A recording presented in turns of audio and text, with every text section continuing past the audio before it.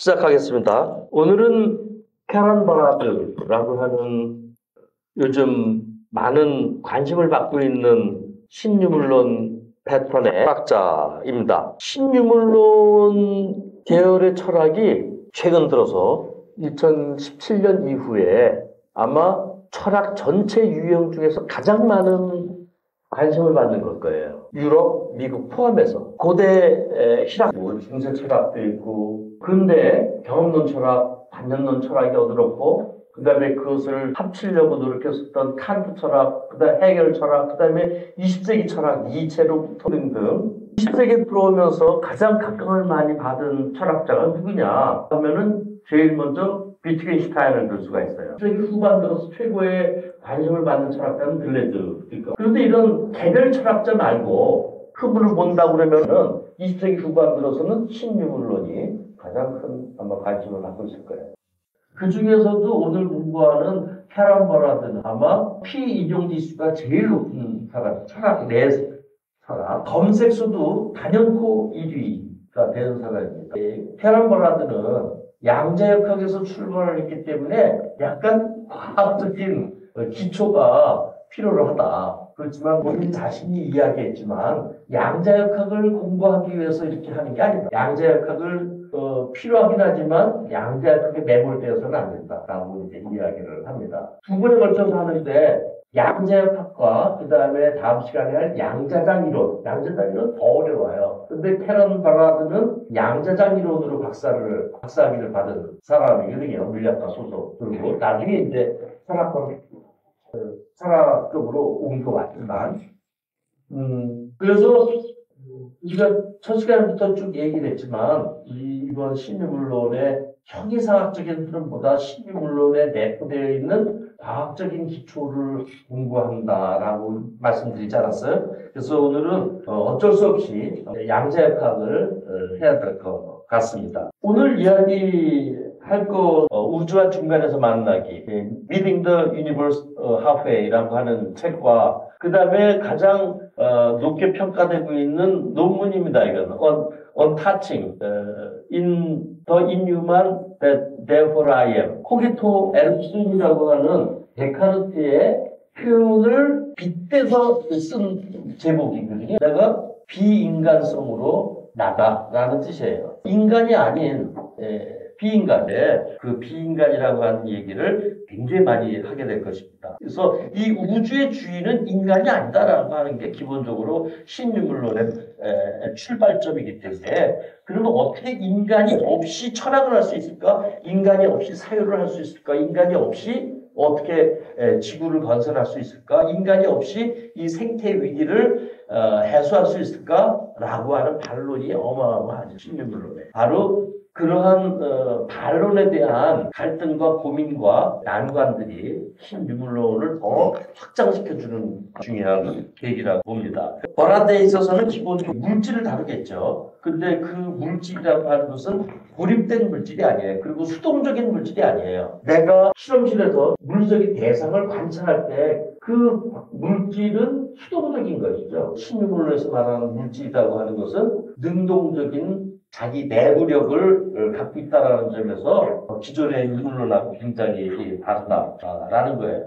인간과 비인간 사이의 구분을 파괴시키는 거죠. 더 나아가서 자연과 문화, 그 다음에 주체와 객체, 너와 나라고 하는 것. 법을 탈피하는 것이 신유물론의 기본적인 특징이다라고 하는 것입니다. 본격적으로 캐런 버라드의 이야기를 들어가도록 하겠습니다. 이 책 3장에서 5장까지, 6장까지는 주로 양자역학을 다루고 있어요. 근데 1장은 닐츠 보아와 그 다음에 그 유명한 하이젠베르크 사이의 대화를 서술한 연극 대본입니다. 그 연극 대본을 해설하는 게 이 책의 1장으로 출발이 돼요. 출연자가 3명이에요. 닐츠 보아와 그 다음에 하이젠베르크 그 다음에 닐츠 보아의 부인. 닐츠 보아는 하이젠베르크의 스승이거든요. 또 동료이기도 하죠. 어렸을 적부터 닐츠 보아와 굉장히 가까웠었어요. 닐츠 보아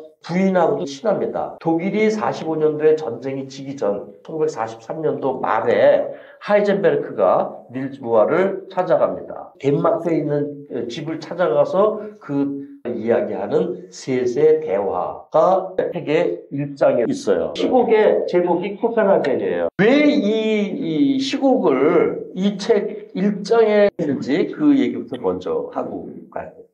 테런 버라드는 세상의 모든 사물들이 주체, 객체 다 포함해가지고 얽혀있다라고 하는 얽혀라 출발을 하는 겁니다. 얽힘이라고 하는 말이 이제 양자역학에서 따온 말이에요. 인탄글먼트를 번역을 한 겁니다. 번역 굉장히 잘한 것 같아요. 하이젠베르크는 2차 대전에 나치에 기억했다라고 하는 의심이 강해요. 그 당시에 미국을 중심으로 해가지고 포함해 개발 프로젝트란 말이죠. 독일도 마찬가지로 원자핵 개발 프로젝트에 시작을 했고 거기 이론적인 배경을 담당했던 사람이 바로 하이젠베르크예요. 이 하이젠베르크가 1940 안에 기절한 닐즈 보아를 찾아갑니다. 닐즈 보아는 하이젠베르크가 정반대로 나치에 맞서가지고 끝까지 저항을 한 사람이에요. 저항만 했을 뿐만이 아니라 닐즈 보아는 무슨 운동을 했냐면은 독일에 남아있었던 나치에 저항하는 수많은 과학자를 살려내기 위해서 탈출을 그래서 당연히 하이젠베르크와 닐즈 보아는 이념이 밖에 없을 거예요. 1940년도 말에 닐즈 보아를 찾아갔는데 하이젠베르크는 닐즈 보아를 왜 찾아갔을까? 아마 핵 개발에 동참하도록 찾아갔을 거다. 그게 아니라 나는 어쩔 수 없이 이 나치에 벗어날 수 없기 때문에 참여하긴 했지만 궁극적으로는 핵 개발을 저지하기 위해서 한 독일 과학자로서 참여할 수밖에 없다는 것을 설명해 주기 위해서 닐즈 보아를 만났다. 이게 어느 게 맞는지 확실하지 않은 거예요, 지금도. 대부분의 역사가들은 하이젠베르크가 적극적으로 부역했다라고 하는 것은 거의 사실이다라고 하는 이런 애매한 과정을 다룬 게 바로 이 희곡이에요. 이 희곡은 어떤 사실을 명확하게 밝히기 위해서 역사적인 사실을 폭로하기 위해서 나온 게 아니라 이 셋의 관계가 독일의 나치 이전의 역사적인 사건들, 독일과 덴마크, 네덜란드 사이의 관계, 1900 인종주의, 민족주의가 어떻게 과학을 짓눌렀으며 나치가 등장하고 나서 이 유태인과의 관계를 충돌했는지 등등의 이런 문제들이 깊게 연관되어 있어가지고 그 어느 것 하나 간단하게 설명될 수 없다는 것을 이제 얘기하는 것이죠. 그 수많은 사회적인 조건들, 그 다음에 닐즈 보아의 개인적인 심적인 조건들, 그 다음에 어느 누구도 알 수 없는 하이젠베르크 내면의 심적인 조건들 서로 얽혀가지고 따로 파악할 수 없다라는 겁니다. 더 나아가서 이 책의 7장에서는 인도와 파키스탄을 그다음 방글라데시죠. 그러니까는 분리되기 전 파키스탄이 동서로 분리되기 이전의 파키스탄. 지금은 방글라데시라고 이야기를 하죠. 그 당시에 파키스탄과 인도의 중요한 산업이었던 황마 산업이라고 있어요. 황마는 뭐에 쓰이냐면은 밧줄을 만드는 데 써요. 가장 단단한 밧줄이 필요한 것은 선박입니다. 선박 앵커에 쓰는 거죠. 밧줄 정박할 때 묶어두는 거죠. 배를 고정시키기 위한 로프 얼마나 단단하겠어요. 나이론이 있기 전에 유일한 재질이 황마였거든요. 황마 산업이 전 세계의 선박산업과 같이 인도되는 그러한 모습을 보였단 말이죠. 황마 산업이 이제 나이론이 등장하면서부터 사양길을 가지 않겠습니까? 그 사양길을 갈 때 그 인도 황마 공장에서 일했던 노동자들 중에서 그때 여성 노동자들이 제1순위로 잘려나가고 거기서 저항했었던 이제 노동조합이 있는데 노동조합 내에서도 같은 노동자임에도 불구하고 여성 노동자가 왜 먼저 잘려나갔는지를 설명하는 겁니다. 당시에 인도의 사회상이라고 하는 것과 그 다음에 황마산업, 새로운 나이롱 산업의 등장, 노동조합이 깊이 얽혀 있는지를 보여주는 것이 바로 7장의 이야기입니다. 자, 이 사이에 2장, 3장, 4장, 5장, 6장 양자역학 이야기가 들어오는 거예요. 1장과 이 황마산업 이야기가 훨씬 더 쉽게 받아들여지는데 문제는 양자역학 이야기이기 때문에 많은 사람들이 거부감을 갖는단 말이죠. 어려운 과학이다. 제가 최대한 쉽게 하려고 합니다. 그런 기초에서 이야기를 좀 해보도록 하려고 합니다. 자, 이게 굉장히 좀 어려울 듯 하지만 쉽게 얘기를 한다고 하면 A 곱하기 B는 B 곱하기 A랑 같잖아요. 그건 아시죠? 그걸 가환 법칙이라고 이야기해요. 거꾸로도 괜찮다. 가환. 3 곱하기 5는 이퀄 5 곱하기 3이란 말이에요. 3과 5를 거꾸로 놔도 괜찮은 게 바로 얘의 일상적인 인 거죠. 그런데 이 하이젠베르크가 찾아낸 거는 A 곱하기 B 곱하기 A가 아니라는 것을 소립자 차원에서 찾아낸 거예요. 자, 이걸 다시 얘기를 한다면 X 곱하기 P가 P 곱하기 X여야 되는데 그럼 빼면 제로가 돼야 되는데 그렇지 않고 여기 H라고 하는 프랑스 상수가 있다라고 이해를 하시면 됩니다. 자, 이걸 좀 다른 방식으로 이야기를 해보면은 지금 여기 측정하려고 그래요. 리모컨을 보려고 그래. 쉽게 해가지고 리모컨을 현미경으로 보려고 그래. 아니 리모컨이 멀어서 망원경으로 보려고 그래. 아니면 리모컨이 조금 흐릿해가지고 안경 렌즈를 통해서 보려고 그러. 어떻게 보든 간에 이 빛이 쏘여져 가지고 그 빛이 반사되는 거를 내가 지각을 하고 그래서 리모컨의 모습이 높이 폭은 2cm, 색깔은 검정색이라고 하는 걸 내가 지각을 할 수 있단 말이죠. 자, 그런데 이 리모컨이 점점 작아져. 10cm가 아니라 10mm, 10mm도 괜찮아.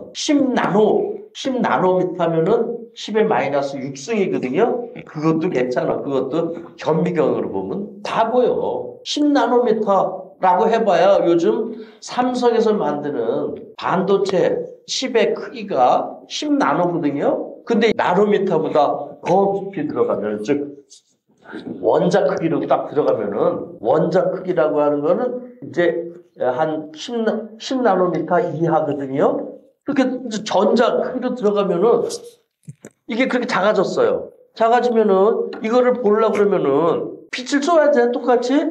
근데 이게 작아지다 보니까 상대적으로 빛이 이렇게 큰 거예요. 이게 빛이. 이해는 하시겠죠, 그거는? 이게 너무 작다 보니까 빛이 이렇게 큰 거예요. 그러니까는 빛을 쏘는데 쫙 가는데 이거 빛이라고 하는 거죠. 광자, 이제 포톤이죠. 옛날에는 이 10cm 정도, 옛날이 아니라 10cm 정도의 크기 물체를 내가 측정할 때는 이 광자가 진짜 상대가 안 되게 작았는데 이게 작다 보니까 이게 이제 다시 원자 크기로 되다 보니까 이 빛이 큰 거예요, 상대적으로. 그럼 이게 더 작아지면은 더 작아진다는 거 하는 것은 플랑크 분수 크기만큼 이 세계가 작아지는 그러한 차원으로 들어가면은 상대적으로 이 광자, 포톤이 큰 거라서 이게 날아가잖아요.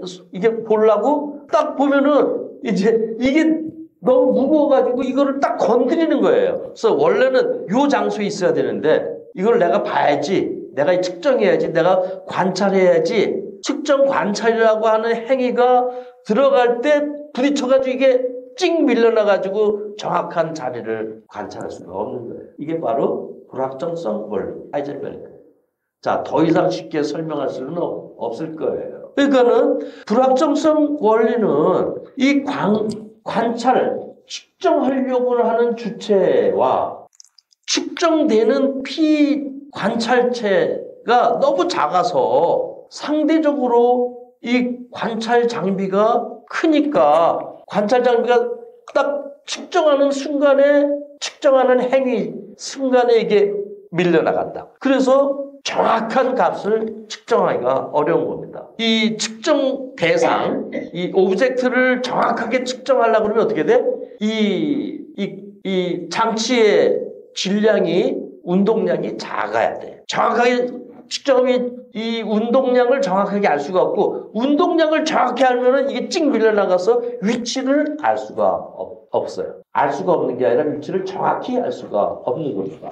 자, 그것을 다시 좀 어렵게 표현하면은 이제 X는 위치, 그 다음에 P는 운동량이라고 표현을 하고 물리학에서는 대체로 P 하면 다 운동량, X는 위치다 생각하면 돼요. 그래서 위치를 정확히 알면은 운동량을 정확히 모르고 운동량을 정확히 측정하려고 그러면은 위치가 틀려진다 하는 거예요. 그래서 둘 다 한꺼번에 정확하게 인식할 수가 없는 겁니다. 이게 바로 불확정성, 하이젠베르크의 불확정성이라는 거예요. 그러니까는 이제 하이젠베르크의 불확정성은 P 측정체가 작아지면 포톤의 질량에 밀려서 이게 약간 벗어난다.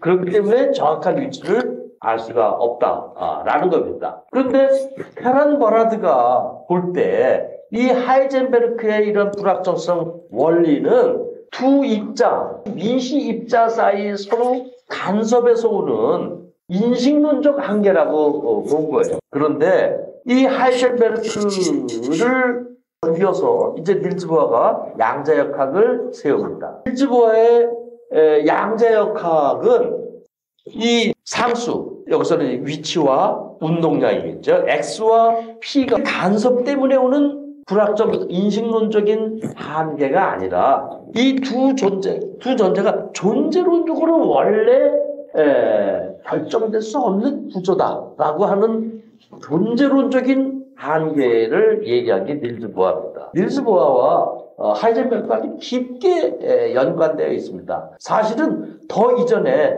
1910년도에 닐즈 보아는 여러분들이 제일 잘 태양계 모델을 설명하죠. 이렇게 해가지고 원자라면 안에 원자 핵이 있고 전자가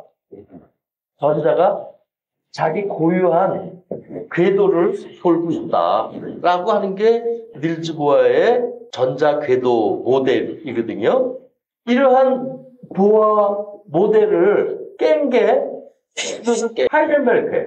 하이젠베르크는 이런 게 아니라 전부 행렬 방정식으로 전부 구성되어 있다라고 하는 거예요. 무슨 말인지 이게 쉽지 않죠. 그래서 이게 뭐냐? 파동 형식을 입자처럼 설명한 구조라는 거죠. 이 하이젠베르크의 이론은 인식론적인 측면에 갇혀 있는 건데 보아는 다시 이거를 존재론적인 한계다라고 하는 것을 보여줬다라는 것입니다. 닐즈 보아와 하이젠베르크는 굉장히 밀접하게 연관되어 있다라는 것입니다. 그것을 이제 설명하기 위해서 우리가 첫 시간에 했었던 거를 다시 상기해 봐야 될 필요가 있어요. 데이비드 휴먼은 전통적인 철학에 대한 아주 정면 도전한 사람입니다. 들레즈가 데이비드 휴먼을 얘기한 책이 있어요. 거기서 인과론을 이야기를 했는데 우리가 인과론이다라고 하면은 여기 지금 100g의 계란을 떨어뜨리면 아니면 내가 던지거나 그러면은 벽에 부딪혀서 계란이 깨졌다라고 하는 결과가 나온단 말이죠. 이건 필연적이다. 나중에 근대에 들어와서 케플러라는 사람이 이것을 낙하법칙이라고 하는 필연적인 자연법칙으로 이거를 설명한단 말이죠. 필연성이야. 내 심장에서 혈액을 밀어내는 그 압력이 내 말단에 있는 핏줄까지 다 도달한다. 이게 필연성의 인과관계인 거죠. 달이 지구를 돌고 있단 말이죠. 돌고 있는데 인력이 작용할 거 아니에요? 인력만 작용하면 어떻게 해? 꽝 둘이 붙어서 충돌하겠죠? 큰일 난단 말이죠. 인력이 작용하지만 동시에 멀어져가는 충격도 작용을 한단 말이에요. 그러니까는 적당한 궤도를 돌아가고 있단 말이죠. 이게 바로 닐즈 보아의 전자궤도 이론이에요. 이것도 필연적인 인과관계 때문에 성립이 되는 거예요. 그래서 이런 필연성 때문에 그 인과관계를 잘 매스매틱스 수학으로 표시할 수 있다고, 수학으로 기술할 수 있다면은 모든 것을 인간이 다 해명해낼 수 있어요. 그래서 현대과학, 즉 상대성 이론이나 양자역학이 아직 현실에 적용되기 이전 1950년대, 1960년대부터 미국과 당시 소련은 로켓을 쏴가지고 구석이 천체까지 갈 수 있었던 겁니다. 현대 20세기 과학 말고 뉴턴 역학의 만유인력의 필연적인 인과율 수학식만 갖고도 달나라에 갈 수가 있어요. 왜? 그 필연적 공식 때문에. 계산만 정확히 잘한다 그러면은. 그래서 그 당시 전부 손으로 계산해가지고 달나라에 가는 건 1974년이지만 1950년대부터 이미 우주에 나갔단 말이에요. 우주에 나가는데 거기서 1km만 떨어져도 그냥 고아가 되는 거 아니에요. 지구에 못 들어온단 말이죠. 그렇지만 이미 1686년에 만들어놓은 뉴턴의 수학식만 의존해서 갔다 올 수 있단 말이죠. 대단한 거예요. 만일적 근대 수학, 근대 과학. 20세기 과학 필요가 없이도, 왜? 그것은, 이 자연의 인과관계가 필연적이고 그 필연성을 수학 법칙으로 만들어낼 수 있었기 때문에 가능하다. 이게 바로 우리가 2500년 동안 믿어왔던 인과율에 대한 우리들의 믿음이었어요. 데이비드 휴는 그게 아니다는 거예요. 결함과 떨어뜨리면 결함이 깨지는 결과라고 하는 것은 필연적 인과관계가 아니라 우연적 인과. 계속 떨어뜨리면 깨지잖아요. 그거는 수학이 나오기 전에 이미 고대 인류만이 아니라 침팬지도 알았다는 거죠. 그 뜻은 먼저 더 나아가서 영희와 철수가 사랑을 하는데, 영희와 철수는 여러 번 등장하죠. 사랑을 하게 되고 처음에 상대에게 서로 끌려가지고 사랑이라는 감정에 푹 빠졌어. 그건 결과죠. 그런데 영희와 철수의 사랑은 영희와 철수만이 아니라 2000년 전에 영민이와 철이의 사랑도 똑같은 사랑이라는 원인과 결과를 만들어냈었다. 2000년 전, 200년 전에도 그랬어요. 그래서 이 두 사람의 사랑이라고 하는 인과, 즉 원인은 서로 끌림, 결과는 자손을 행성한, 이러한 필연성의 인과관계가 아니라 그냥 우연성에 계속 반복하다 보니까, 반복이라는 표현을 써요. 계속 반복하다 보니까 그게 우리한테는 인과처럼 보이는 거예요. 그래서 관념은 필연적인 게 아니라 사실은 우리들이 늘 습관적으로 생각해왔었던 그러한 생각들의 다발이에요. 번들. 자, 그 중에서 러셀의 인과는 우리 첫 시간 얘기 다시 반복한다면은 철수와 영이라고 하는 존재가 있고 그 둘 사이에 관계가 또 있단 말이에요. 근데 그 관계도 존재해. 그러니까 존재라는 말보다 리언해. 그러니까는 사물 A와 사물 B만이 아니라 사물 A와 B 사이에 관계가 형성되는 거예요. 그러면 A와 B가 없으면은 관계가 없잖아요. 영희와 철수의 사랑도 영희와 철수가 있어야 뭐 사랑이고 뭐고 하는데, 그래서 러셀의 이 관계는 인터액션입니다. 그런데 이제 지금 얘기하는 이 보아의 존재론적 관계는 어디서 생기냐? 캐런 버라드가 만들어낸 용어인데 우리가 흔히 쓰던 인터액션의 비유법으로 인트라액션이라는 말을 쓴 거예요. 이거를 설명하는 거예요, 지금. 하려고 그러는 거예요. 그래서 여기다가 줄을 찍 걷잖아요. 인트라액션이 인터액션하고 다르다. 러셀이나 데이비드 휴처럼 대체가 먼저 있고 그 사이에 관계가 형성되는 게 아니라 관계의 필드에 객체가 퉁퉁 빠져서 생기는 현상들을 설명하고자 하는 거죠. 자, 그래서 그게 바로 얽힘이라고 하는 식으로 설명을 하는 거예요. 자, 요 오른쪽 하수는 다음 시간에 할 거고, 오늘은 인탱글먼트를 하는데 1935년도에 아인슈타인은 그의 동료 혹은 그의 제자 포덜스키와 로젠이라고 한 세 사람이 1935년도에 논문을 내요. 이 논문은 뭐냐? 닐스 보어의 양자역학의 파동 방정식 잘못됐다라는 거예요. 안전하지 못 잘못됐다. 근데 이게 지금 5월 달에 논문이 나왔고요. 1935년도 5월 달에 피지컬 리뷰라고 하는 잡지에 실었는데 그것에 대한 답변 논문이 같은 해 1935년도 11월 달에 모아가 답변을 하는 거죠. 그거를 지금 얘기를 할 거예요. 그래서 제목도 똑같아요. 이 세 사람, 아인슈타인이 양자역학의 파동 방정식의 불완전성을 보여주기 위해서 양자역학의 이 서술이 과연 완전할까? 불완전하다라는 거거든요. 근데 닐스 보아도 6개월 후에 낸 논문 답변 제목 똑같습니다. 이 논문, 이걸 줄여서 아인슈타인, 포돌스키, 로젠을 줄여가지고 EPR 논문이다. 그렇게 표현을 해요. 쉽게.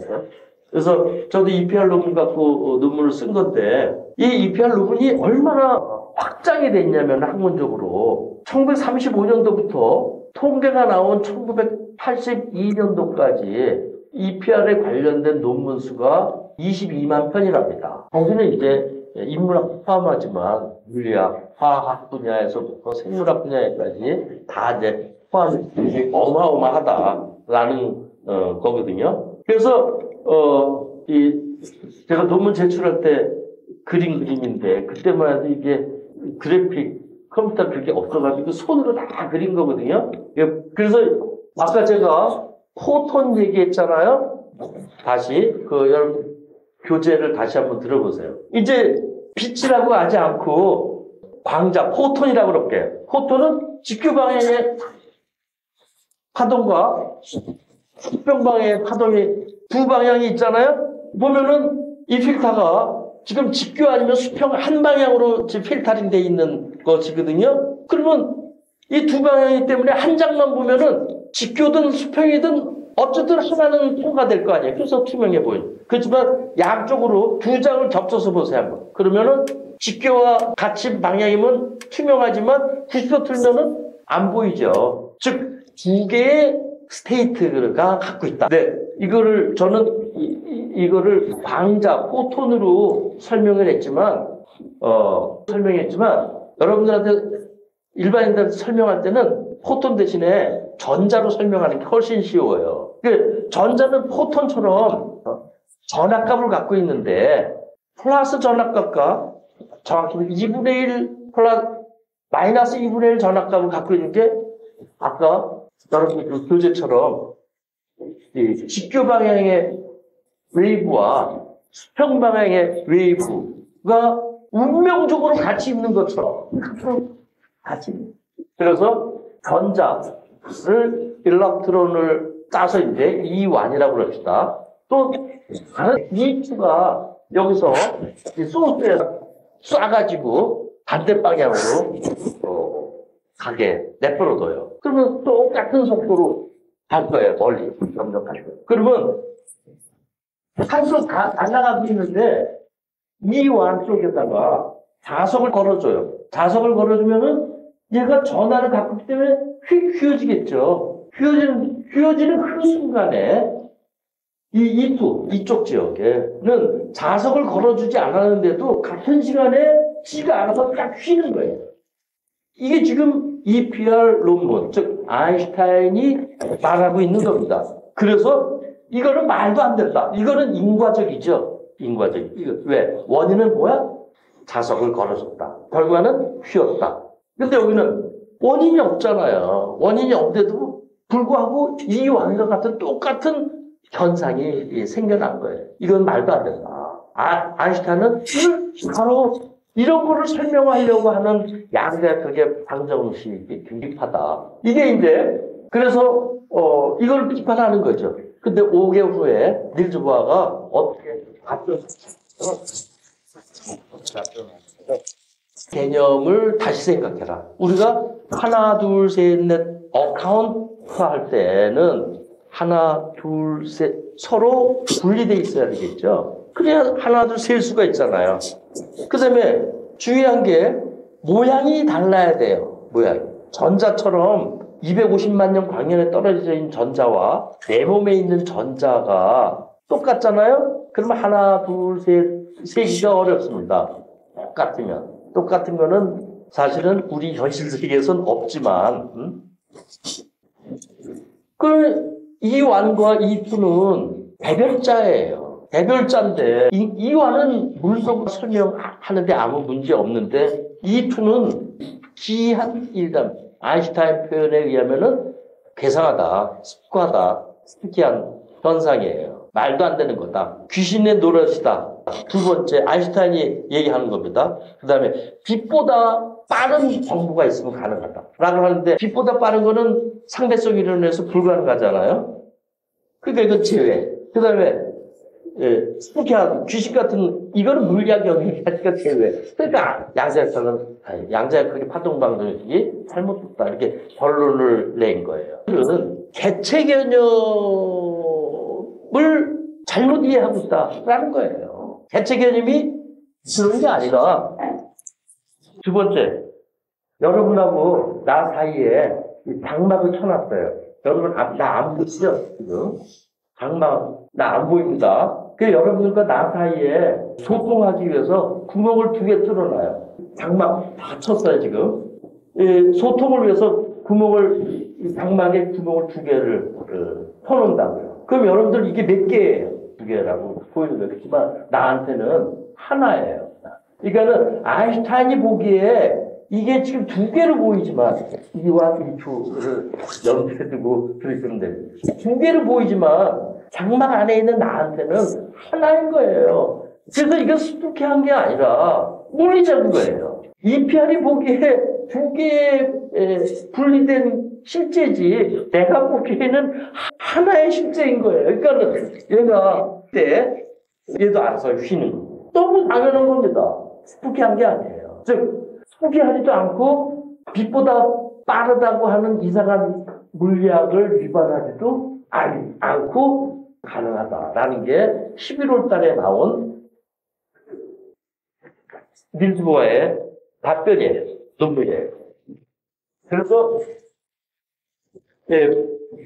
3장에 나오는 6장에도 걸쳐서 포라드는 이 과정을 볼 때 아인슈타인처럼 2개의 개체로 보는 게 아니라 이거는 하나의 현상으로 봐야 된다라는 거예요. 여기서 이제 현상이라는 말을 써요. 굉장히 중요한 말입니다. 현상이라는 말.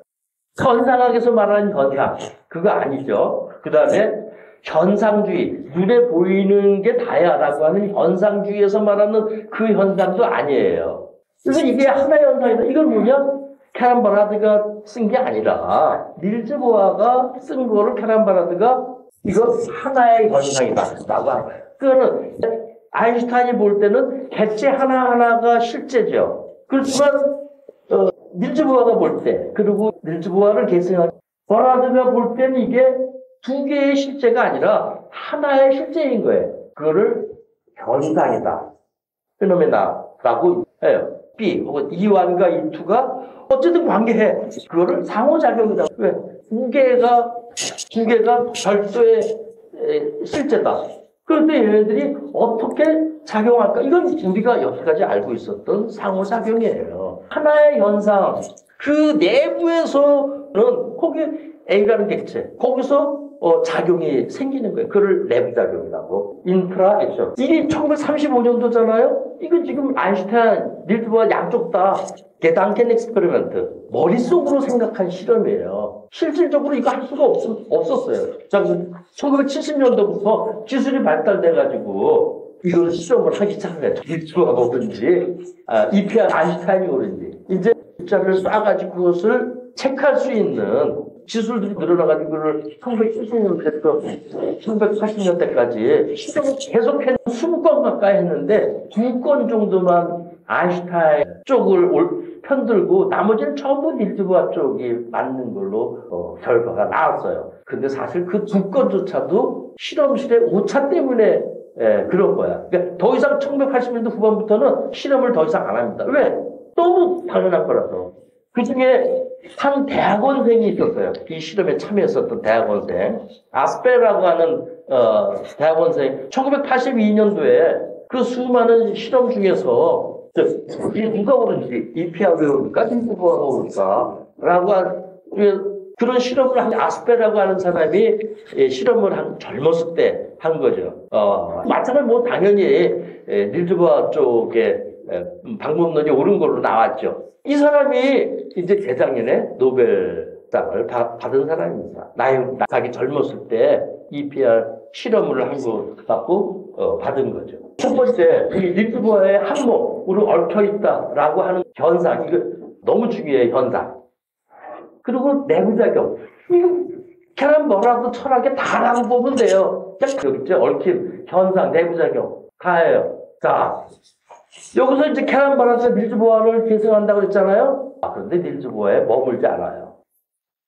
올해가 1900분 나온 지 90년이 됩니다. 두 번째, 이 고양이. 이 슈레딩거의 고양이는 똑같이 1935년도에 슈레딩거가 이 닐즈보아의 양자역학을 비판하기 위해서 낸 논문이에요. 12월 달에 나왔어요. 그래서 1935년 굉장히 의미 있는 해입니다. 이제 블랙박스입니다. 그 안에다가 고양이를 놓고 상자 속에 고양이를 놓고 이 고양이는 살아있는지 죽어있는지 모르죠. 왜? 이게 지금 완전히 우연의 요소로 작동하면 해가지고 이 망치가 독극물 유리병을 깨지 않아서 고양이는 살아있을 테고 어떤 우연에서 스위치가 내려가지고 망치가 내려와서 독극물 병이 깨지면은 이 고양이는 죽어 있었을 거랍니다.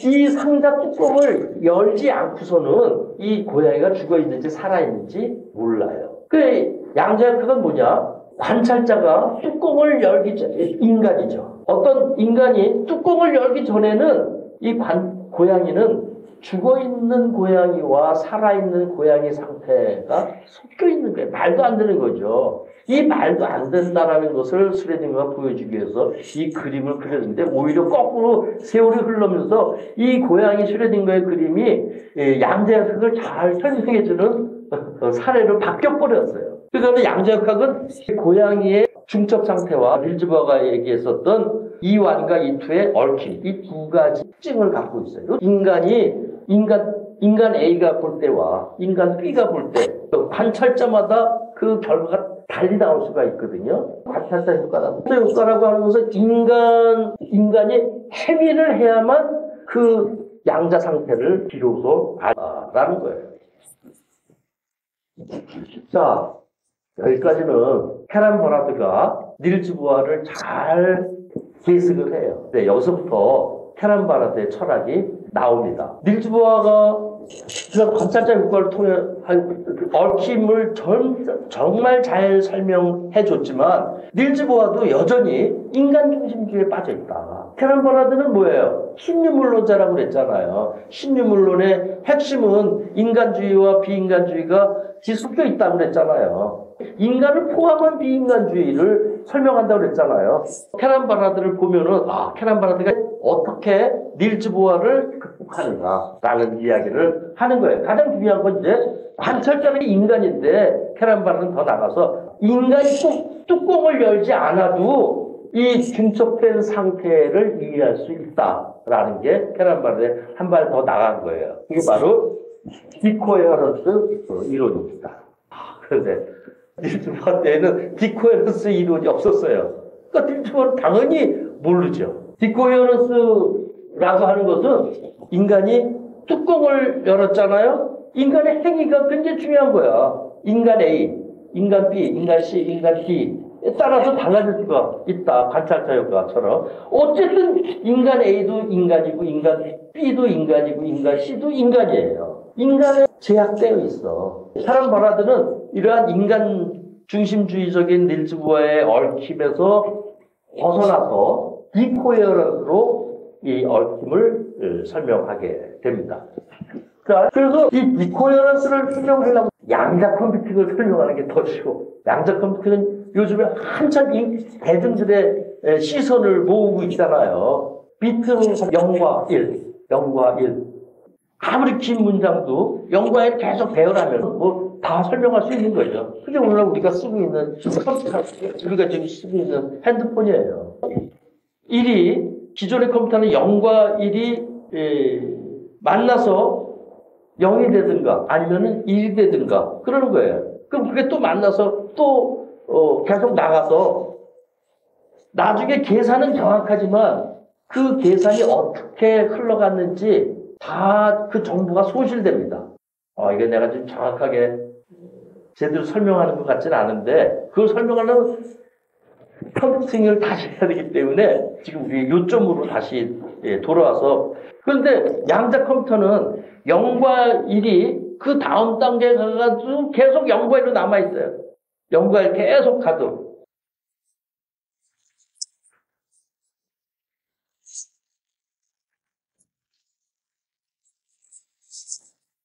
영과 1이라고 하는 상태가 이게 지금 하나로 인탱글먼트 이런 게 하나가 아니라 2번 엔탱글먼트도 있다고요. 3번 엔탱글먼트도 있어요. 예전에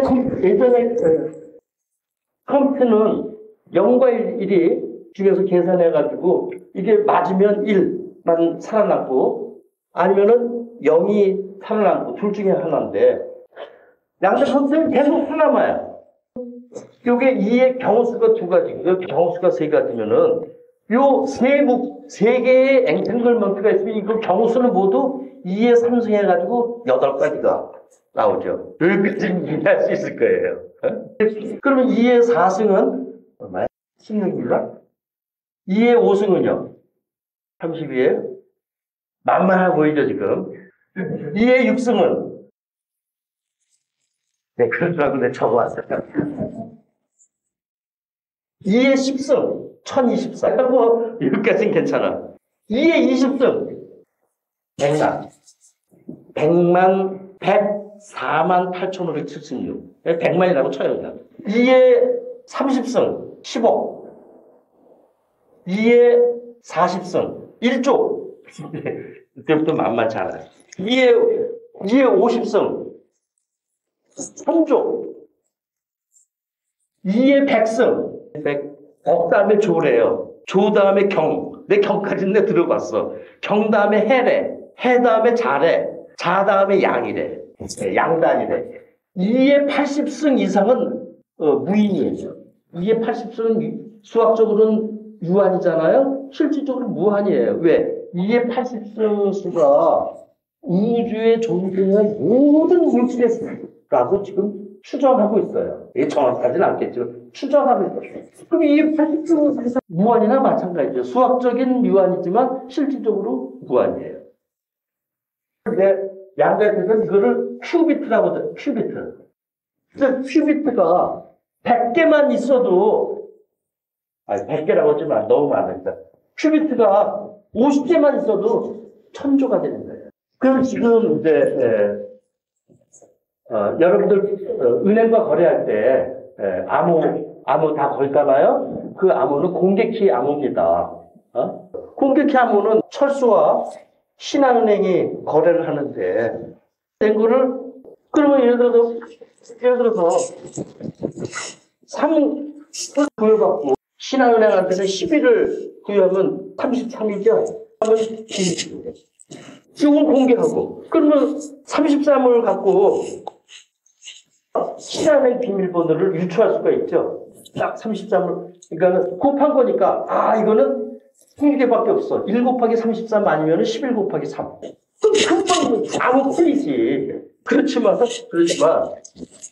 250 253만 2,578과 3 곱하기 3,567만 7,500을 해가지고 이 값이 1222조 3억 3,860만 이렇게 딱 나왔잖아요. 이 공개된 거를 갖고 이 P라는 번호를 유추할 수가 없어요. 이게 지금 우리가 요즘 쓰고 있는 비밀번호예요. 이해하시겠죠? 이거를 이제 수학에서 이걸 소인수라고 얘기를 해요. 그러니까 이렇게 간단한 거 33은 소인수로 하면 1 곱하기 33 아니면 3 곱하기 11 두 개밖에 없잖아요. 22조 3,562억만 7만 그 숫자를 딱 놓고 이거를 신한은행이 소유하는 번호로 한번 나눠봐라. 이거 하려고 그러면은 슈퍼컴퓨터 그거 100대 1000대를 쓰려도 이거 못합니다. 그런데 지금 디코헤런스 얘기하려고 그럽니다. 즉 디코헤런스 얘기하려는 건 캐런 버너드가 왜 닐스 보어와 차이가 나는가 그 얘기하려는 거예요. 그 큐비트가 만약에 50개만 잘 작동시켜보자. 잘 작동된다면 그럼 1000조 이상을 동시다발적으로 계산을 하는 거예요.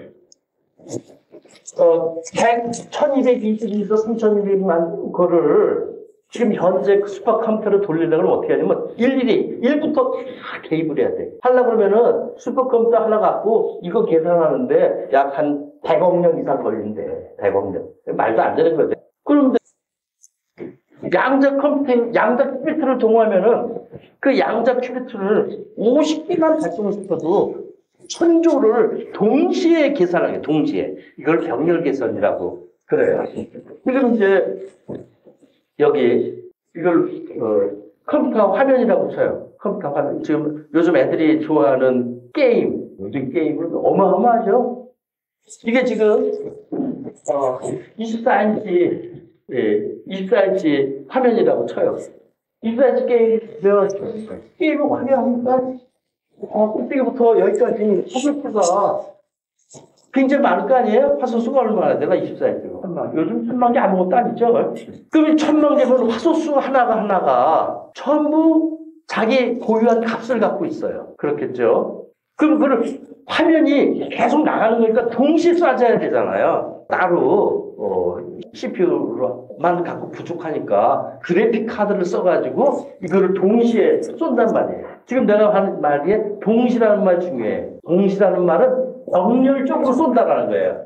그러니까 그래픽 카드가 성능이 좋아야 왜 장면이 늘어지지 않고 굴러가지 않고 쭉 넘어가니까 그냥 정신없지. 요즘 게임 나 한번 해보면 와, 그 옛날 게임하고는 차원이 달라요. 그러니까 이거를 동시에 쏘주는 거예요. 동시에 이것을 딱 계산하는 거는 뭐가 다르냐면 1 더하기 3 더하기 5 더하기 6 더하기 7 더하기 곱하기 3721 다음에 루트 해가지고 하나의 인식을 한다고 쳐봐요. 이건 직렬식이야. 이거는 지금 우리가 갖고 있는 컴퓨터가 양자 컴퓨터보다 훨씬 잘. 그렇지만 G 실험할 때 미로를 통과하잖아요. 미로 복잡하게 해놓고 미로는 뭐냐? 1번 길로 가니까는 아니야. 다시 2번 길로 가.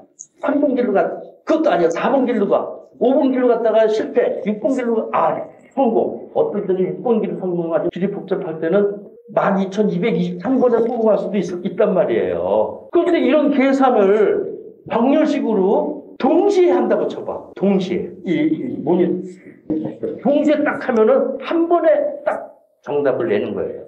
자, 그래서 양자 컴퓨팅은 동시에 쏘는 거, 이렇게. 모니터에다 쏘듯. 이 공개 계산하려면, 그건 할 수 있어요. 양자 컴퓨터는 정수가 50개만 돼도 1000조니까 1000조개를 동시에 쏘는 거예요. 그래서 하나 걸리는 거예요. 그럼 어떻게 돼? 공개 금방 쓰지. 큰일 했잖아요. 자, 다시 디코헤런스 얘기를 이제 들어갈 수 있는 충분한 준비가 돼 있어요. 양자 컴퓨팅이 뭐가 문제냐면은 금값이 주는 것처럼 큰 게 있잖아요. 그건 보조 장치고 큐빅트는 사실 작아요.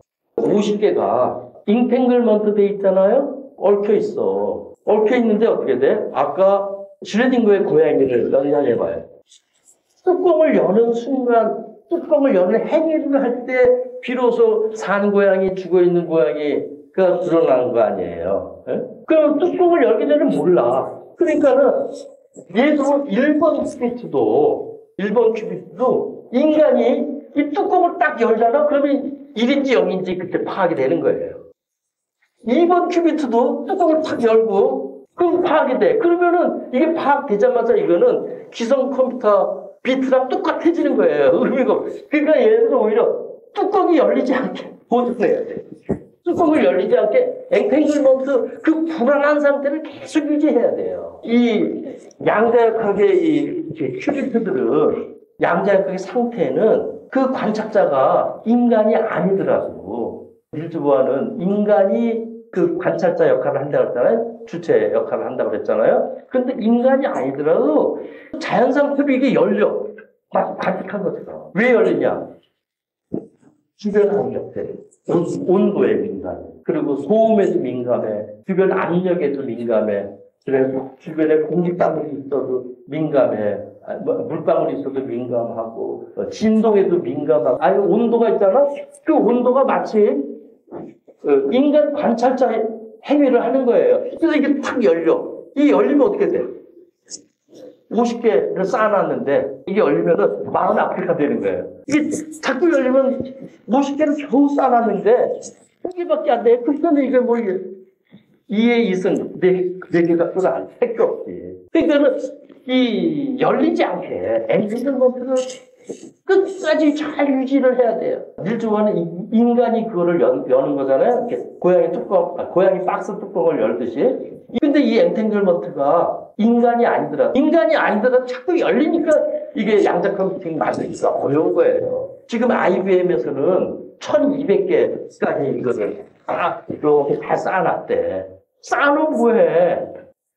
인간이 아닌 다른 행위자들이 이제 또 어려운 말 쓸게요. 비인간 행위자들이 이걸 자꾸 열어놓는 거예요. 여기 비인간 행위자 중에서 가장 큰 게 뭐냐? 온도예요. 진동, 압력, 뭐 등등. 그런 인간이 아닌 비인간 행위자들이 이걸 자꾸 열어. 그래서 이거를 열리지 않게 해야 되는데 인간 행위자들이 이걸 자꾸 여는 거. 그걸 바로 디코이어를 이제 인간 중심주의를 떠나서 비인간 행위자가 요 큐비트 하나를 열어버립니다. 스레딩거의 고양이 뚜껑을 여는 게 인간만이 아니라 비인간도 이것을 행위할 수가 있다는 거예요. 그러니까 비인간이 무슨 말인지 아시겠죠? 자, 그래서 디코헤런스에서는 이게 인간만이 아니라 보아는 이제 보아는 인간이 관찰 장치를 이용을 해. 우리가 인간이 현미경을 이용하는. 그 현미경을 우리 관찰 장치, 어파라투스에 이 어파라투스를 수단으로 사용하잖아요. 대상을 관찰을 한다고 그래. 그러면 이제 여전히 그 인간주의라고 한 틀에 벗어나 있지 못하는데 버라드는 인간 아니라도 비인간 행위자가 디코헤런스를 시키는 거예요. 별풀림도 별 어금도 같이 쓰더라고요. 그래서 비인간 행위자 때문에 디코헤런스가 자꾸 생겨. 그래서 디코헤런스를 생기지 않게끔 상당히 굉장히 중요해요. 큐빗 20개 정도는 현재 슈퍼컴퓨터를 보다 우월하지 않아요. 엄청 시스템이 좋은데 좀 컴퓨터보다 우월하다고 볼 수가 있겠죠.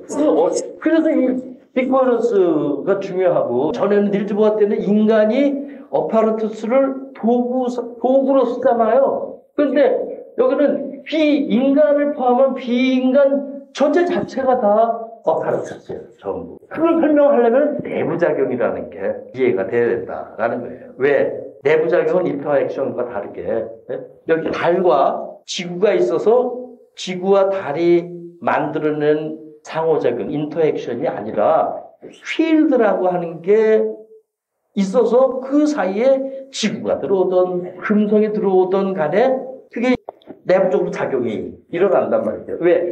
하나의 현상이기 때문에.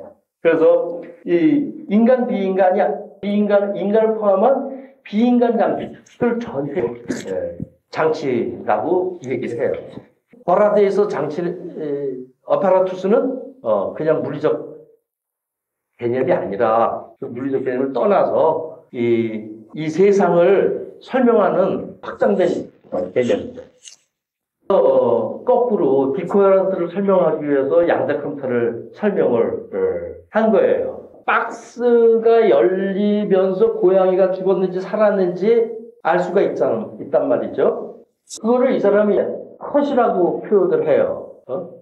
이 컷은 절단, 저는 가름이라고 했는데 대체로 절단 이런 말을 많이 쓰는 것 같아요. 이것도 사실은 글래드에서 나온 말입니다.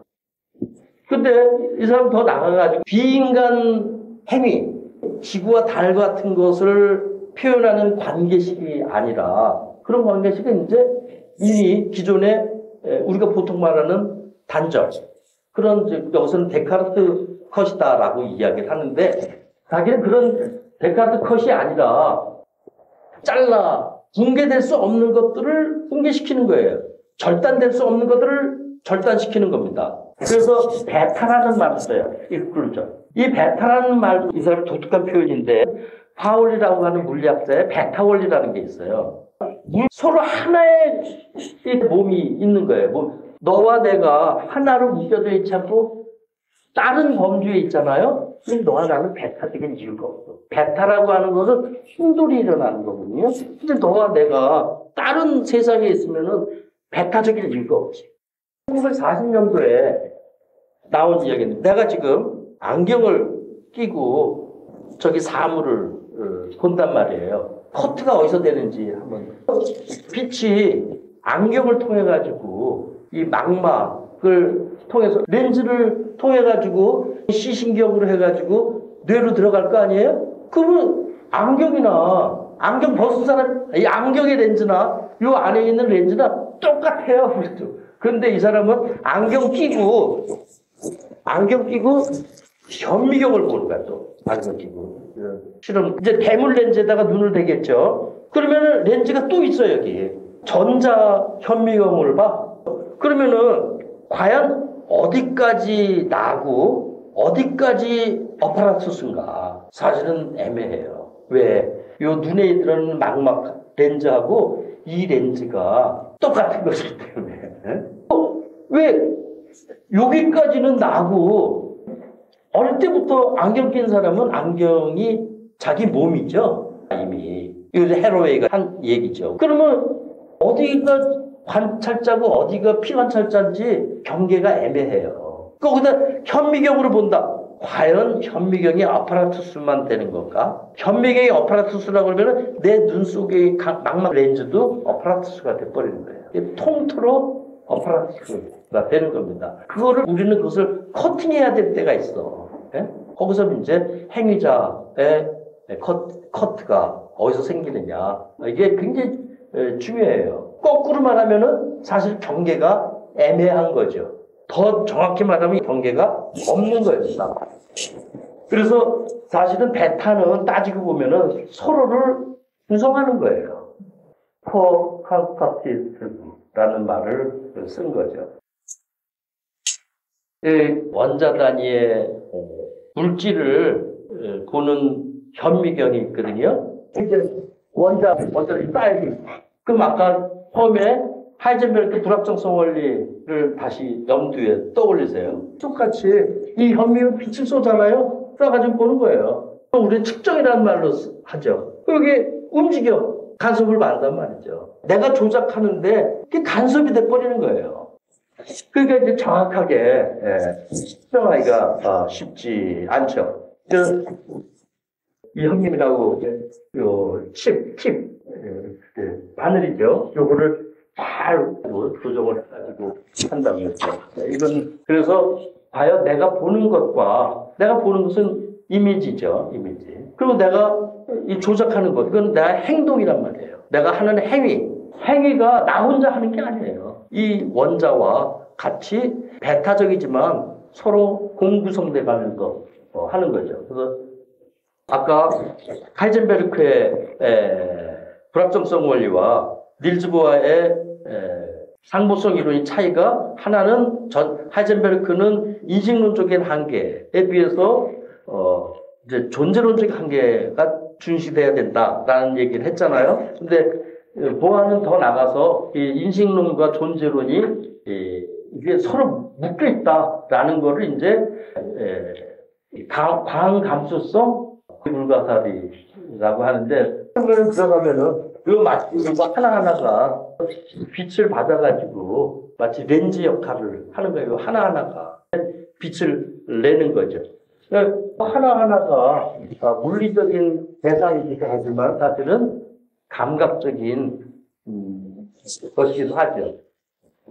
그래서 이 존재론적인 측면과 인식론적인 측면이 분리시킬 수가 없다라는 얘기를 하는 거예요. 그래서는 이제 다음 시간에 양자장 얘기를 해야 되니까 다음 시간에 할 거고요. 오늘 얘기한 거, 이 행위라고 하는 거는 비인간에 또 적용된다라는 거죠. 그 다음에 수단과 주체는 경계가 없거나 연결되고다. 그러니까 STM 얘기하면서 했죠. 안경 얘기하면서. 그리고 또 행위자의 주체가 꼭 인간으로 제한될 필요는 없다. 그리고 매터가 매터링 된다. 이건 이제 다음에